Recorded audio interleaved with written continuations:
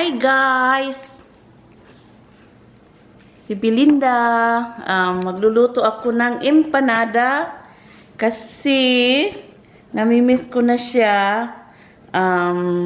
Sarili ko lang tong recipe. So meron akong 1/2 cup of potatoes, slice small. Meron akong 1/4 cup of raisins or pasas. Then I have 1 pound of ground beef. And then mix of corn, peas, and carrots.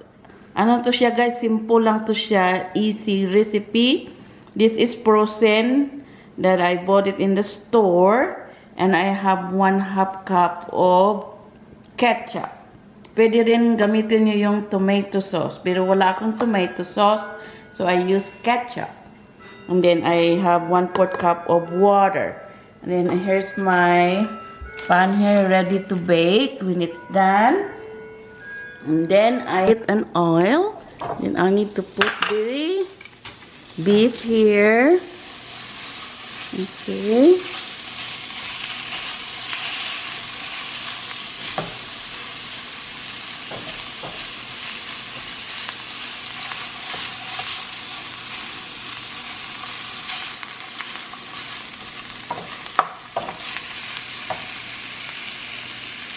Okay guys, so medyo brown na yung ground beef. We'll put the potatoes.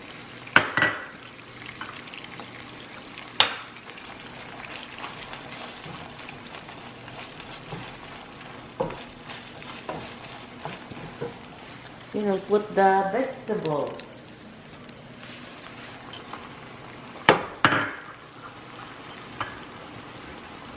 Simply and easy. So, hindi naman talaga ako cook, guys. Pag namimiss ko, magsariling sikap. Magluluto. So, lutuin lang natin ng konti. Kasi i-oven pa naman to eh. So, maluluto pa siya. We'll get some salt. Put some salt and pepper. So, ang salt, guys, konti lang nilalagay ko. Tantiyan lang din. And then pepper, a little pepper.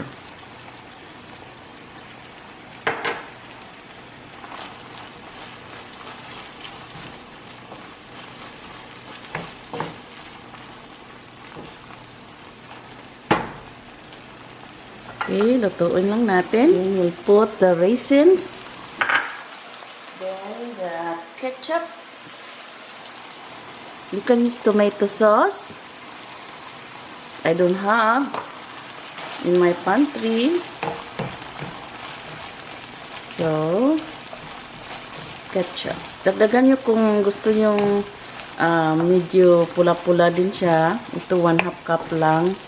Tapos ako talaga, sometimes, I just add more if I want to. There you go. Then we'll add a little water. So this is 1/4 cup. Okay. And we'll mix it and cook it again. Okay, guys, so let's taste it.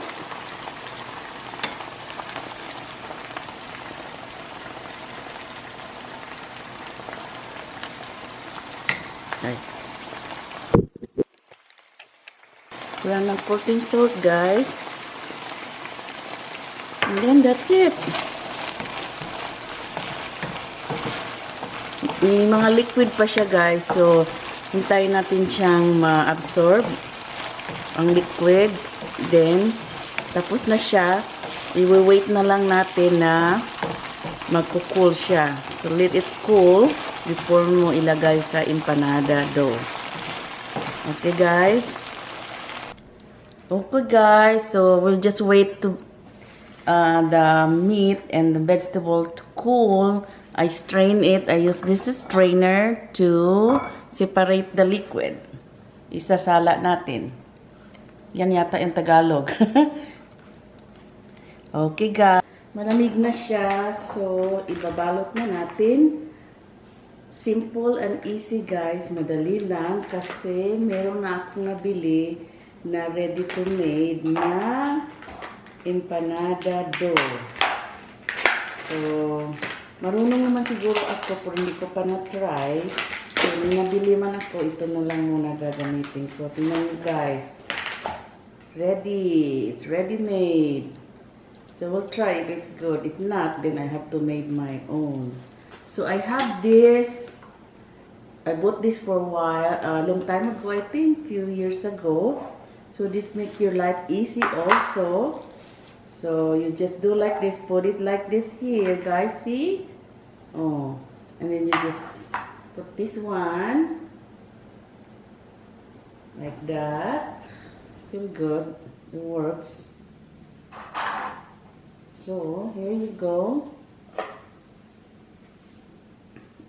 Ganun mo lang ng pork para ma-seal. There you go. Put in here. Slowly, slowly. Medyo nag-break siya. So, there you go. Anim na empanada kasi ako lang naman kakain at saka yung asawa ko. Siguro titikim lang at isa lang. So, ang gagawin natin ngayon guys, i-brush natin ng egg with, I put a little bit water, probably 30 ml na water. Tapos, i-brush lang natin, ganon. Para paglabas niya guys, medyo crispy brown. Na brown. Okay. Pag na-miss mo talaga, magsariling sikap ha guys. Tapos nito guys, lalagyan ko siya ng maliit lang na para yung steam niya lalabas. Okay guys, the oven is already preheat. We'll put it for 40 minutes. Okay. There you go. 40 minutes cooking time. But I have to check it, Han, even if I put it in 40 minutes. There, 40 minutes. Okay, guys. It's done. So, it's only 35 minutes, guys. It's not 40 because I only have 6 of them. So, that's why it should be 40. Okay, guys, I'll have to get it now. So, there you go.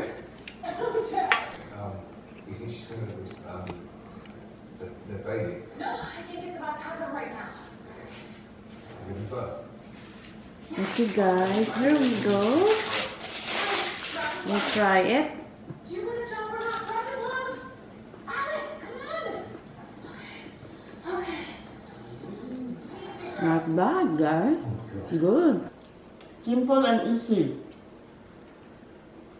Okay guys, thank you for watching. Hope you have a great day. I hope you like it. It's good.